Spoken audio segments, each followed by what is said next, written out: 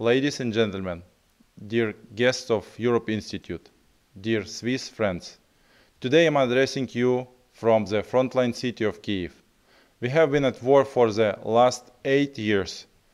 Russia's full-scale invasion of Ukraine has been going on 40 days now.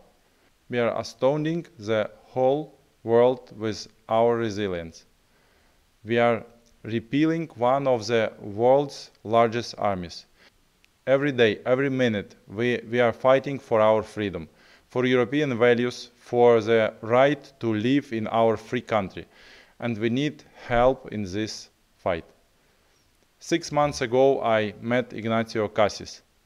We talked about the summer and joint conference. Today, all this is gone. No plans for the summer. Daily struggle is the only routine we have today. And there is Mariupol, Chernihiv, Izum, Bucha. Mariupol, an economically vibrant city in the south of our country with strong and free people, with industry and seaports. This was Mariupol 40 days ago. And today, it is a hell of Europe. 90% of all buildings were destroyed. Thousands killed. People are buried in backyards and playgrounds. I mean it. Exactly where children's laughter used to sound, there is silence of death now. Listen, a city the size of Geneva exists no more.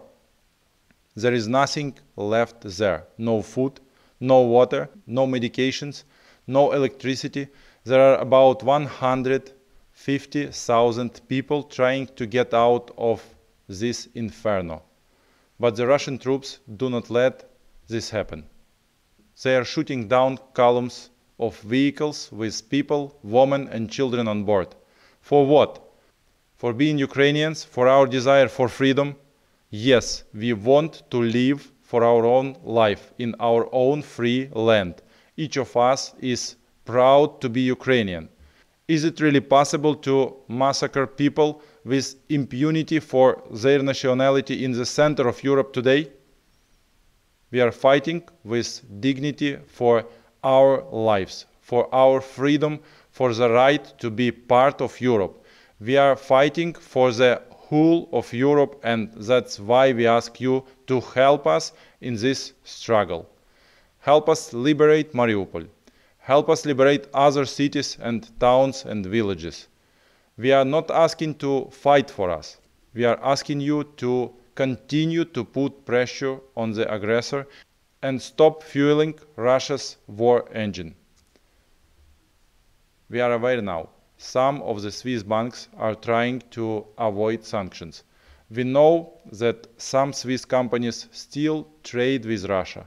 And we know for sure that this is not the position of Switzerland, not the position of each and every one of you. For more than 200 years, you have never deviated from the rule of neutrality. Now you have changed your rules for the sake of Ukraine. You imposed sanctions a few days after the Russian invasion. Therefore, we are convinced that business as usual is definitely not your position. But please, ask some of your colleagues about why they do not stop doing business with the aggressor. Why is Nestle, for example, still operating in Russia? How do they live with it, knowing that they help kill civilians every day? How do they calculate their profits? 1 million per each murdered person, or 1 billion per every child's life? More than 150 children have already died from Russians, bombs and bullets, and more than 250 have been injured. This is the official statistics, but we do not know exactly how many more hundreds of children died in the occupied and besieged cities, where people die of hunger and thirst. They freeze to death without heating in cold basement under the rampant shelling by the invaders. These days we deliver food to the occupied and frontline cities. Sugar, pasta, cereals, flour, tea, a set of products that was quite familiar to every Swiss citizen some 80 years ago. We understand more than anyone else when you say that you are in the favor of ensuring the fundamental right to food. Ukraine survived the Holodomor, the Great Famine. Today, our occupied cities are experiencing famine again. But what if the right to food for some translates into murdering the others? I want to show you results of such compromises. Video, please.